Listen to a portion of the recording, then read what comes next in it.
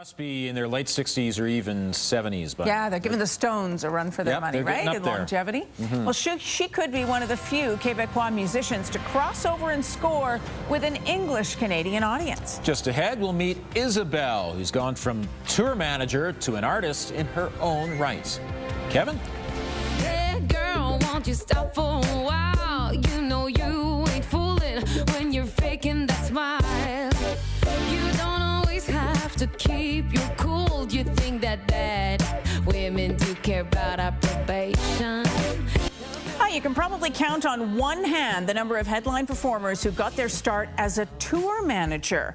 Montreal-based singer-songwriter IZABELLE has years in the music business and is no longer content to work behind the scenes. That's to our benefit. That's the video for her new song, Self-Talk Session. And IZABELLE joins us from Montreal today. Hi, IZABELLE. It's great to talk to you. Hi, nice to talk to you as well. Hey, you know, that song is definitely a song of self-empowerment. Can you tell us a little bit about what inspired it and what the real message is behind it? Well, at first I wrote it for myself. I was trying to empower myself to stop caring about the pressure that the music business and the industry puts on us as a woman. I've been a tour manager, yes, but I was performing as well at the same time. So I've been a singer for 16 years. I've been performing in a girl band, so which puts a lot of pressure on a female singer. And at one point, when I decided to do my own music and be a solo artist, I had a lot of second guessing, and I was putting a lot of pressure on myself, and I decided to write this song just to convince myself I should just stop caring about what other people think and just do what feels right to me. And in terms of image, Isabelle, you allude to it, and then in the song there's this section at the end where you have a lot of negative talk, the phrases that people hear, women hear all the time, over top of all these lovely people. And I'm wondering how you stay true to yourself. I mean, you have this gorgeous head of hair, you're obviously young and beautiful, so it comes quite easily, but how do you stay true to who you want to be and the image you want to project? Well, I had to go through a lot of questioning when I reached 30. So that made me rethink a lot of values that I have, a lot of just to make sure that everything that I'm standing for was true to myself. And now it's pretty clear, and that's what I want to put forward in my music and my career. You know, you've worked with an incredible team on this single and the album. The musicians and producers collaborated with other artists before you, including Celine, Corey Hart, Lady Gaga, David Guetta. What did you learn from these industry pros? To trust myself. Definitely to trust myself. I was a bit nervous to work with them at first because I admired them so much for such a long time, and I had such an amazing opportunity to work with them.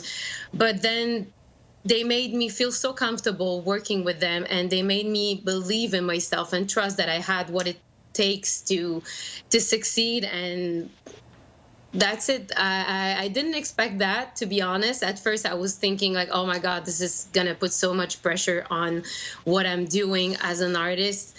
I was scared that they would judge and be that they would judge what I'm doing. But instead, they just took what I have and just put it to another level. And they took the best out of what I had to offer and put this little magic touch to it. Yeah, and they really had, they could feel what I wanted to do with my song, so they didn't bring my songs elsewhere, or they really put what I had in mind to life.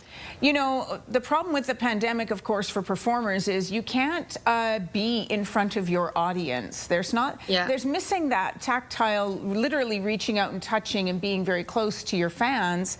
You're going to do an online release for this album. The album's been out for a little while, but you're going to actually release it online and perform with all these great musicians. Tell us a little bit about that event. It's October 9th.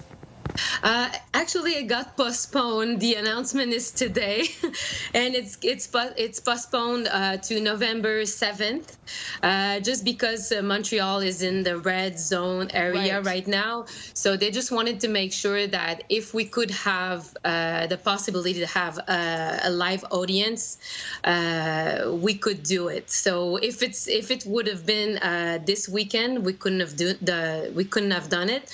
But maybe, fingers crossed, things gonna be we're gonna be able to have a live audience on November 7th. But anyways, both ways, we're gonna have the event happen on November 7th, with or without a live audience. Well, but that's it. It's gonna be fun. Isabelle, I hope for you and for the people of Montreal and for all of Quebec, and of course for Canada as well, that COVID subsides and that you're able to have this event and people are able to appreciate your music. Thank you so much for joining us. It's wonderful to talk to you. Best of luck. The single is Self-Talk Session and the album is version 2.0. You can reach Isabelle at isabelleofficial.com. She's also on Facebook, Twitter, Instagram, and every social media platform. Ian. Thanks very much. Of course.